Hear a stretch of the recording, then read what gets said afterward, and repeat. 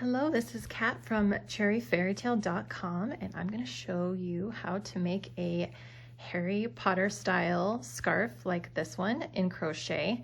This is called the Waistcoat Stitch, and I like it because it looks a lot like a knit, but it's actually crochet. And the stitches are very short and dense, so knowing that, it's probably best to use a larger hook. I usually use a smaller one, but I used a J hook, and that helps me keep the tension loose. So you want to try and keep the tension loose as you work, and that will help a lot. Scarf. I'm going to be doing Gryffindor colors, even though I am a proud Hufflepuff, and you can do whatever color house you want. I'm going to do the style that has the two stripes throughout because I just think it's a really pretty look. And I'm going to be using this burgundy color for the main part, and one regular size skein won't be enough for your main color, so make sure you have lots of yarn. And then I'm going to use this yellowy color for the stripes, and I wish I had a more kind of honey brown gold, but I'm just going to use what I have. So to start, we're going to do our slip knot and chain, and I'm going to make mine 24 stitches wide, so that means you'll need to chain 25 because that last chain will be our turning chain, but you can make it whatever size you like.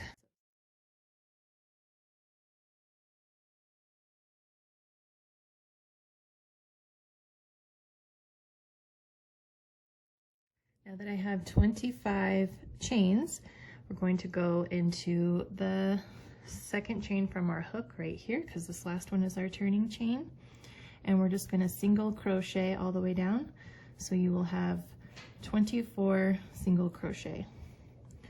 And try not to mind that I yarn over with my left hand, it's just the way I do it.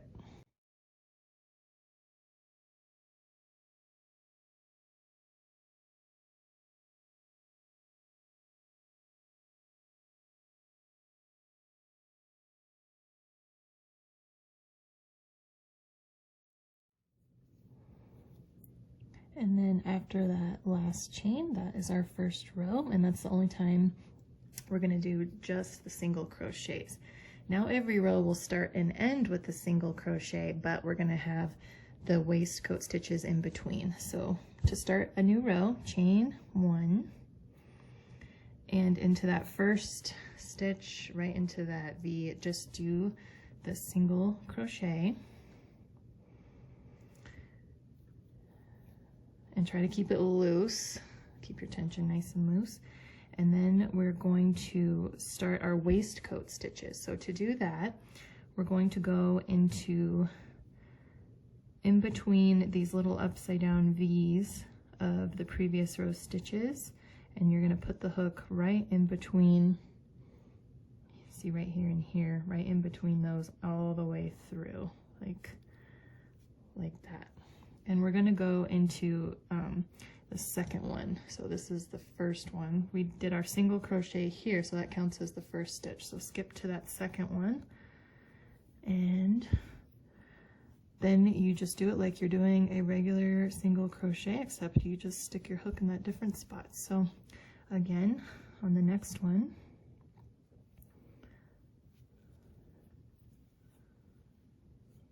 like that.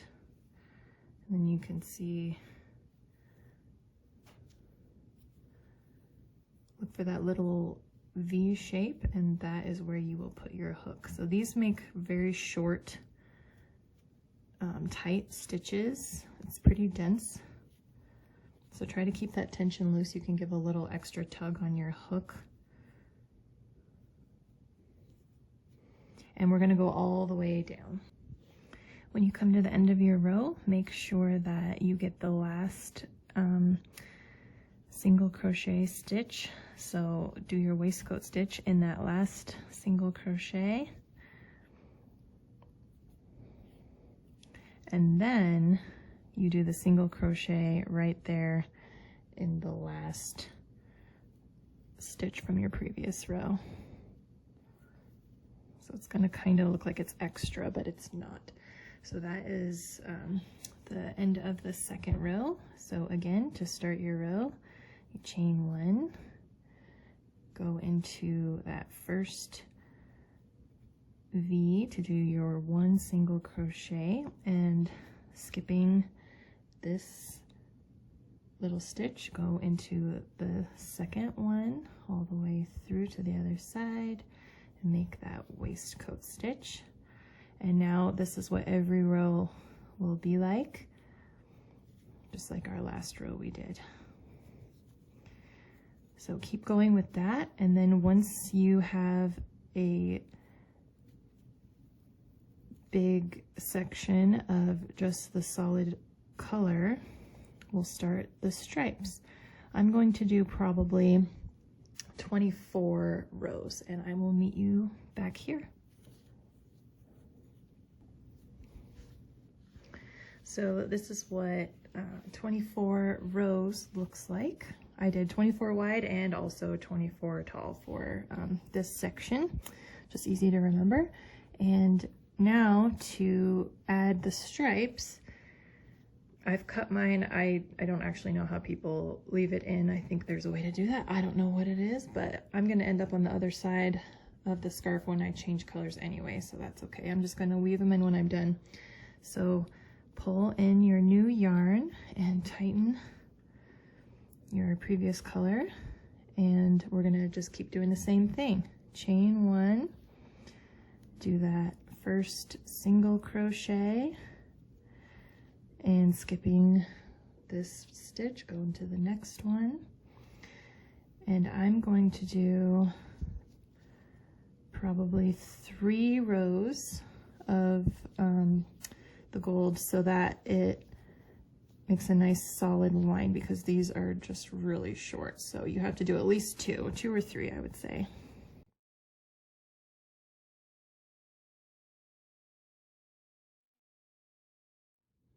So here are the 3 completed gold rows. We're gonna go ahead and cut this and put in the main color again.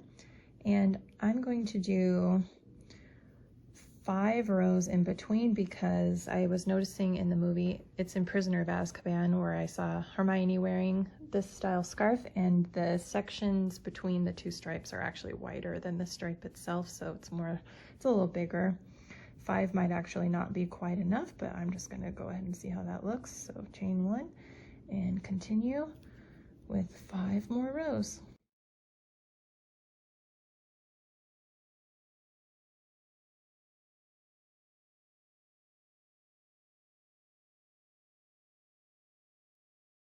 So after those 5 rows of the main color are done, it's time to do another stripe set. So 3 rows of the yellow gold, and I'm probably going to do 8 big sections of the burgundy, and that means 7 sets of stripes in between those.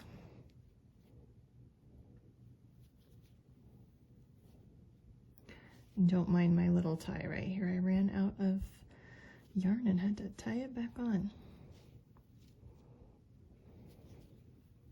So keep going with the sets of the big sections and the stripe sections until it's to a length you like.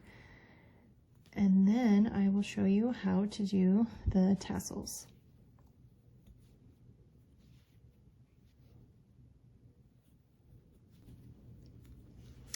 I'm going to put the tassel into the second stitch, not on the very edge, because when you tighten the knot, it will pull a bit.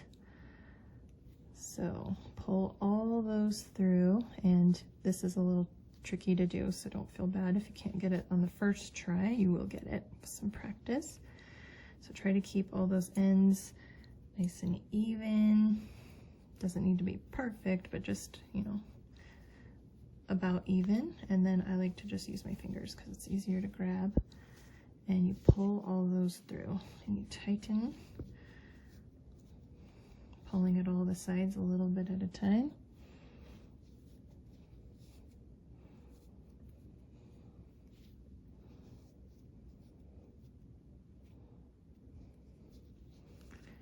And there's the first tassel. So just make sure you keep going through the same side, and then when you complete all your tassels on one end, go to your other end and make sure it's on the same side too, so all of the knots are going the same way, because this would be the back side and then this is the top.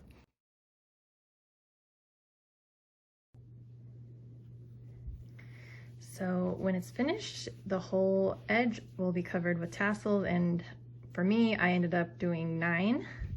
And it's not exact, so as long as you're happy with how it looks, that's just fine. It doesn't need to be perfectly measured. And when you weave in your ends, then you're all done. Oh, and don't forget the other side, making sure that the front of the tassels are both on the same side, and the back of the tassels are also on the same side. I hope you enjoyed this tutorial. And if you did, go ahead and give it a like and subscribe.